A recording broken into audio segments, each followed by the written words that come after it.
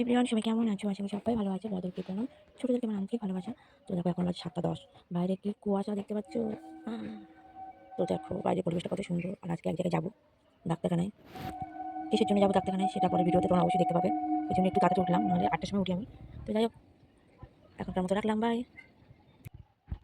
তো দেখতে পাচ্ছ আমরা বাড়িতে ডাক্তারখানায় যাওয়ার উদ্দেশ্যে বেরিয়ে পড়লাম। তো আমার ছেলে তো ও বাবা করে ওর বাবাকে ডেকে যাচ্ছে, যেহেতু বাবা গাড়ি চালাচ্ছে মন দিয়ে, ও সেখানে ডিস্টার্ব করেই যাচ্ছে।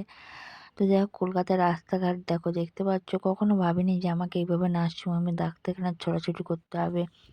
এতগুলো রিপোর্ট, এমআরআই, তারপরে এক্সরে, রক্ত রিপোর্ট, একটা সামান্য হাতের জন্য। তো এই রিপোর্টটা দেখতে পাচ্ছ, ও কলকাতায় কাজ করে, সে দাদাদের বাড়িতে ছিল, তো দাদাদের বাড়ি চলে এসেছি। ও নার্সিংহোমের কাছাকাছি, তো এই রিপোর্টটা নিয়ে নিলাম, নিয়ে আমি হাতে নিয়ে দাঁড়িয়ে আছি, দেখতে পাচ্ছ। আবার বাইকে উঠে নার্সিংহোমে যাব। তো ওইদিকে এই যে দাদাদের বাড়ি, দাদার বাড়ি না, যে দাদা বাড়ি কাজ করে, সে দাদার শ্বশুর বাড়ি উপরের তলা হচ্ছে ওদের অফিস, যেহেতু আমার বর অ্যাকোয়াগার্ডে কাজ করে প্লাস সিভিক পুলিশে কাজ করে।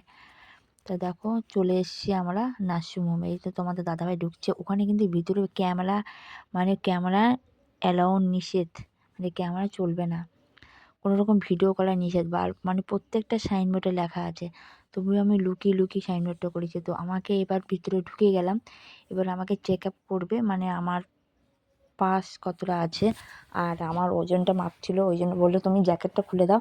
তবু তোমার দাদাভাইকে বললাম তুমি একটু লুকিয়ে লুকিয়ে ভিডিও করো।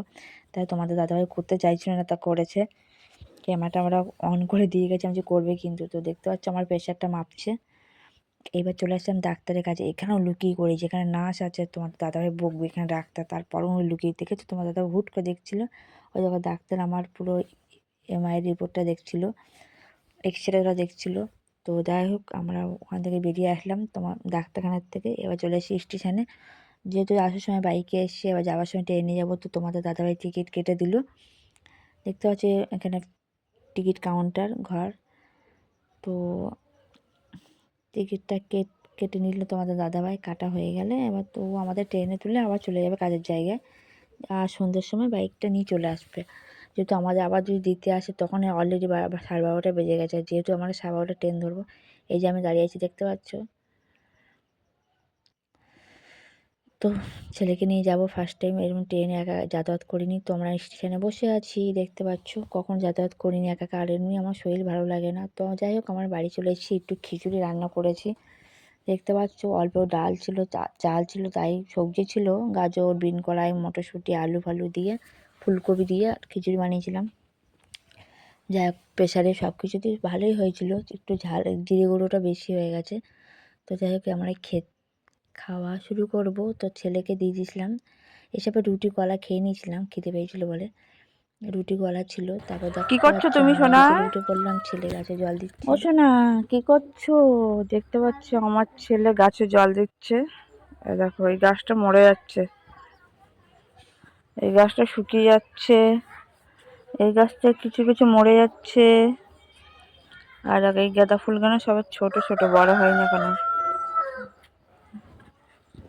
দেখতে পাচ্ছ, সব থেকে এই ফুল গাছগুলো সুন্দর লাগে, আমার খুবই সুন্দর লাগে। তোমাদের কেমন লাগে অবশ্যই কমেন্টে জানিও।